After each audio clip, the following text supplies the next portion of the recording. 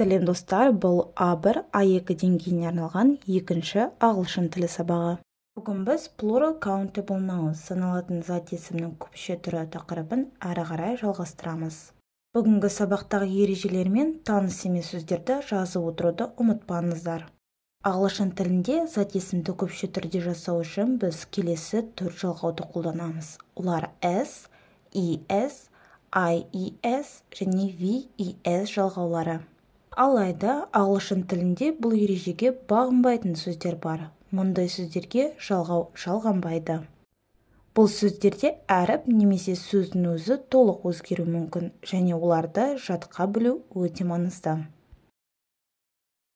Келесі кестені қарастырайық. Irregular plural nouns ережеге бағынбайтын зат есімнің көпше түрі. Mouse – тышқан, mice – тышқандар. Көріп тұрғаныңыздай сөз толығымен өзгерген. Келесі child – бала, көпше түрде children – балалар болады. Person – адам, people – адамдар. Man – ер адам, men – ер адамдар. Woman – әйел адам, women – әйел адамдар. Women сөзі емес, дыбысы арқылы оқылатынын есте сақтап қалыңыз.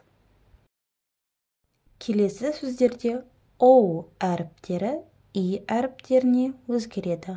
Мысалы, goose – қаз, geese – қаздар, tooth – тіс, teeth – тістер, foot – аяқ, feet – аяқтар. Және де көпше түрде өзгермейтін сөздер формасы бар. Бұл дегеніміз сөз екі түрлі жағдайда да бірдей жазылады және бірдей оқылады. Олар sheep – қой, sheep – қойлар, fish – балық, fish – балықтар, deer – бұғы, deer – бұғылар. Келесі ережеге бағынбайтын сөз ол ox – бұқа. Көпше түрде oxen – бұқалар болады. Бұл сөздерді жатқа білу өте маңызды.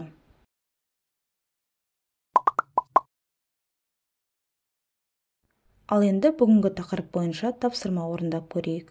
Суретке қара да дұрыс сөзді таңда. Мысалы, бірінші суретте тышқандар көрсетілген. Олар көп. Сол себепті мұнда тышқан сөзінің көпше түрдегі формасы тышқандар, mice сөзі көрсетілген. Видеоны паузаға қойып, тапсырманы жеке орындап көріңіз. Әрі қарай біз жауаптарды талдайтын боламыз.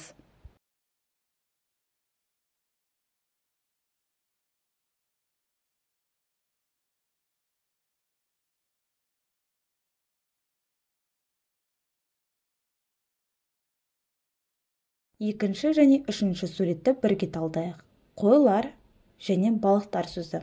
Ағылшын тілінде өзгеріссіз sheep және fish болып қалады. Төртінші тістер. Үш тістің суреті көрсетілген. Тістер ағылшын тілінде teeth болады.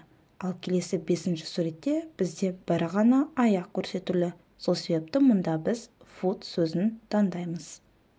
Алтыншы және жетінші сурет көпше түрдегі формада көрсетілген. Алтыншы адамдар, яғни people. Жетінші балалар ағылшын тілінде children болады. Және сегізінші бір ғана әйел суреті көрсетілген, яғни әйел адам woman болып табылады. Достар, егер ережені ұмытып қалсаңыздар, видеоны қайта қарап, ережені еске түсірсеңіздер болады. Ал әзірше сіздерге жеке тапсырма.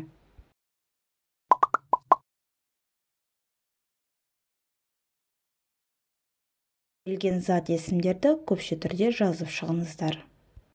Видеоны паузаға қойып, тапсырманы жеке орындап көріңіз. Сабақ бойынша туындаған сұрақтарды төменде комментарияда жазып қалдырсаңыздар болады.